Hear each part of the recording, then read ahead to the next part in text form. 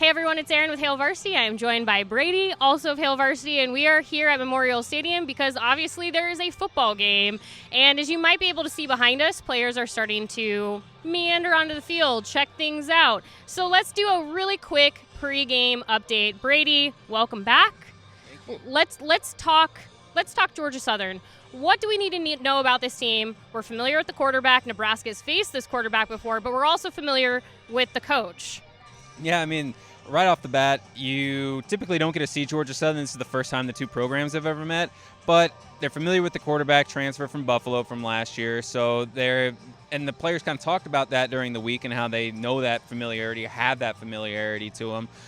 But coach is really the one that stands out to me because Clay Helton, who was at USC for 12 years, the last 6 of those were as head coach. He's taken over his first year at Georgia Southern now, and immediately they hit it off against Morgan State with that air raid offense that he likes to implement last week.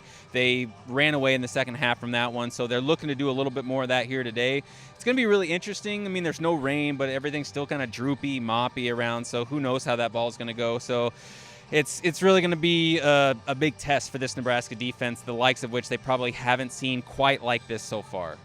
And if you are wondering about the weather and what you need to know, Rusty Dawkins, behind the great man behind Husker Weather, has been doing all of our weather updates throughout the week. He did give a game day update. Actually, I just saw a recent update as of like 10 minutes ago.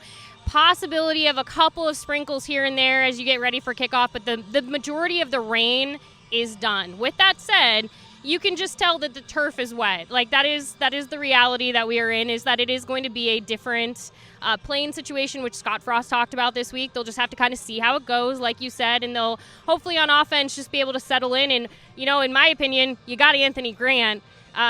You might as well use him, especially if the ball is not going through the air all that well. But at the same time, you hope that the cleats are sticking where they need to in this turf. Yeah, I mean, Scott said it simply on Thursday. You know, if it comes down to they need to run the ball to win, they need to be prepared for that. And obviously, when you got a guy that's hitting up hundreds of yards in the first 2 games, that's going to give you an advantage. But it also means that both teams are going to have to focus on that and know that if it's a one-dimensional game, that's going to be the dimension to focus on. So it's just going to come down to the lines and who gets a push and who gets the yards. It's going to be good for the offensive line to really be mindful of that. Let's finish. I should say both lines, but I think a lot of us have a specific eye on the offensive line, especially in a game like this one. But let's finish with injuries. Obviously, we're not necessarily expecting to see Travis Vokalek or Nick Henrich. They're out for different reasons. But as we were talking about before we started recording, that's actually not maybe a bad thing, as Frost talked about this week. Yeah, I mean, Scott, he's got a tough job in the sense that they kind of have to ride that line between these guys are young kids who want to play ball. I mean, they're ball players playing at Nebraska. They want to be out here, but it's a long season. There's plenty of games ahead.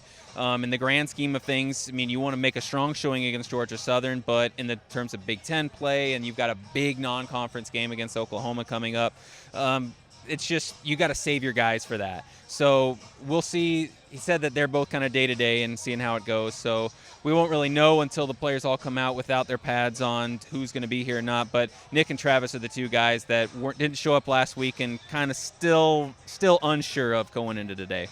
I also want to say before the comment comes, because I can feel it right now, I don't mean not having Travis and Nick is not a bad thing in the sense of, yes, their playmaking abilities and what they can do on this field are important. What I meant by that, though, is if it's a matter of trying to get them back into the game now or making sure that they're 100% healthy, you have to go with that. And so that's what I meant, is at least they feel they're in a spot that they have that time, I guess, more or less. Yeah, I mean, exactly. That's what Scott was talking about on Thursday, of knowing, like, these guys want to play and they want to work hard, but there are bigger games ahead, so they've got to really work at it and know that you can't throw a guy out there when he's 80%, risking additional injury to put him out even longer when, in the grand scheme, this is a non-conference game against Georgia Southern, and you're going to need them, say, down the road against Michigan or Wisconsin.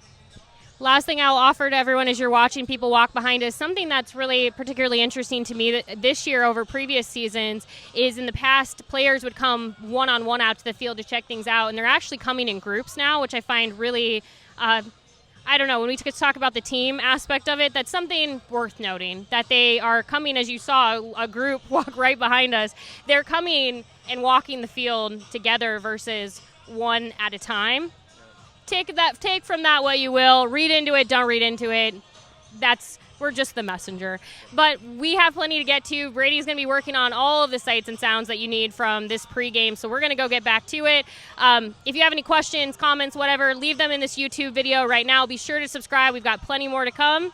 Brady, thank you. Yeah, thanks for having me. Let's go have some fun. Let's go have some fun. Talk to you later.